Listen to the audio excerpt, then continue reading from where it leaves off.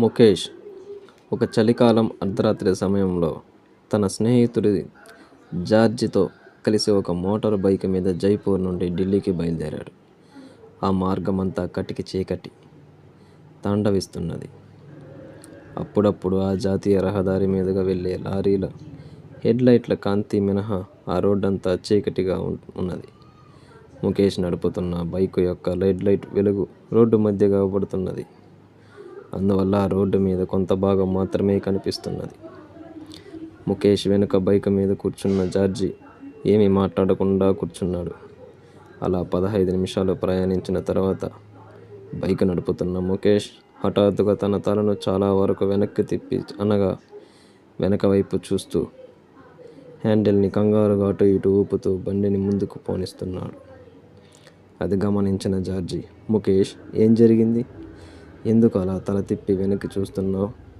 Bike ఎందుకు అలా షేక్ అవుతున్నది అని కంగారుగా బైక్ నడుపుతున్న ముఖేష్ వణుకుతున్న స్వరంతో, కాసేపు నోరు మూసుకొని కూర్చో అన్నాడు.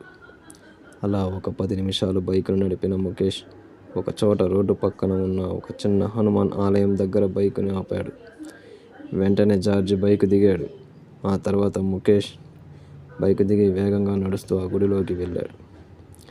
అంత రాత్రి సమయంలోనూ ఆ గుడి తలుపులు తెరిచి ఉన్నాయి. అంతేకాదు, ఆ గుడి లైట్లు వెలుగుతున్నాయి. ఆ గుడిలోని గర్భగుడికి బయట ఒక వృద్ధ పూజారి నిలబడి ఉన్నాడు. గుడిలోకి కంగారుగా వస్తున్న ముఖేష్ని చూసి ఆ వృద్ధ పూజారి, ఆమె కనిపించిందా అని నిర్వికారమైన స్వరంతో భయంతో పాలిపోయిన తన ముఖాన్ని నిలువుగా ఊపుతూ అవును అన్నాడు ముఖేష్. రోడ్డు ప్రక్కన హఠాత్తుగా బైకును ఆపిన ముఖేష్ అక్కడ ఉన్న హనుమాన్ ఆలయంలోకి ఎందుకు వెళ్ళాడో అర్థం కాక జార్జ్ ఆ ఆలయం బయటే నిలబడిపోయాడు. ముఖేష్ ముఖంలోని భయాందోళనను గమనించి ఆ వృద్ధ పూజారి ఒకసారి గర్భగుడిలోకి వెళ్ళి అక్కడ హనుమాన్ పాదాల వద్ద ఉన్న ఒక నిమ్మకాయను తీసుకొని వచ్చి ముఖేష్ చేతిలో పెట్టాడు. ఆపై ముఖేష్తో, ఈ నిమ్మకాయని జేబులో ఉంచుకొని ప్రయాణం కొనసాగించు, ఏం భయపడొద్దు అన్నాడు. ఆ ముఖేష్ ఆ నిమ్మకాయని ఒక్కసారిగా కళ్ళకు అద్దుకొని ఆపై తన లార్జ్ జేబులో ఆ నిమ్మకాయని వేసుకొని ఆపై ఒక్కసారి హనుమాన్ విగ్రహాన్ని దండం పెట్టి వేగంగా నడుస్తూ గుడి బయటకు వచ్చాడు. ఆ ప్రాంతం అంతా నిర్మానుష్యంగా ఉంది. అయితే గుడి వెలుగుతున్న దీపాల కారణంగా ఆ గుడి చుట్టుపక్కల చాలా ప్రశాంతంగా కనిపిస్తున్నది. ఆపై ముఖేష్ మళ్ళీ బైక్ ఎక్కి స్టార్ట్ చేశాడు. అతని వెనకాల జార్జి కూర్చున్నాడు. ప్రస్తుతం ముఖేష్ ఏం మాట్లాడకుండా చాలా వేగంగా బండిని నడపడం ప్రారంభించాడు. వెనకాల కూర్చున్న జార్జికి ఏం జరుగుతున్నదో అర్థం కాలేదు. ఏది ఏమైనా తెల్లవారే సమయానికి వాళ్ళ బైకు ఢిల్లీ పొలిమేరలకు చేరుకున్నది. ఆ తర్వాత ముఖేష్ అక్కడ ఉన్న ఒక టీ స్టాల్ దగ్గర బైకు ఆపాడు. వాళ్ళిద్దరూ వేడి టీ తాగుతున్న సమయంలో ముఖేష్ వణుకుతున్న స్వరంతో, నిన్న రాత్రి నేను ఎందుకు అంత భయంగా ప్రవర్తించానో నీకు తెలియదు. నిన్న మనం బైకు మీద వస్తున్నప్పుడు పెళ్లి కూతురు దుస్తుల్లో ఉన్న ఒక స్త్రీ మన బైకు వెనకాలే గాలిలో తేలుతూ వచ్చింది. అది ఒక స్త్రీ ప్రేతాత్మ అని నాకు అప్పుడే అర్థమైంది.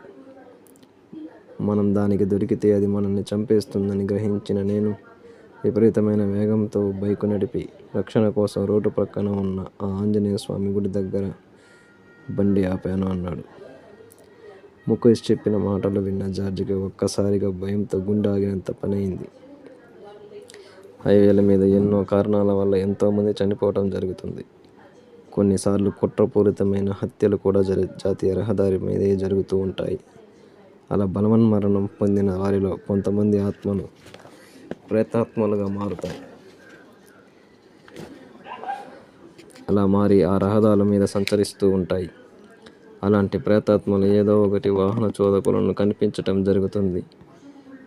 ఇది కేవలం భారతదేశంలోనే కాక ప్రపంచంలో అనేక పాశ్చాత్య దేశంలో కూడా జరుగుతుందన్నమాట వాస్తవం. ఇది ఫ్రెండ్స్ ఈరోజు కథ.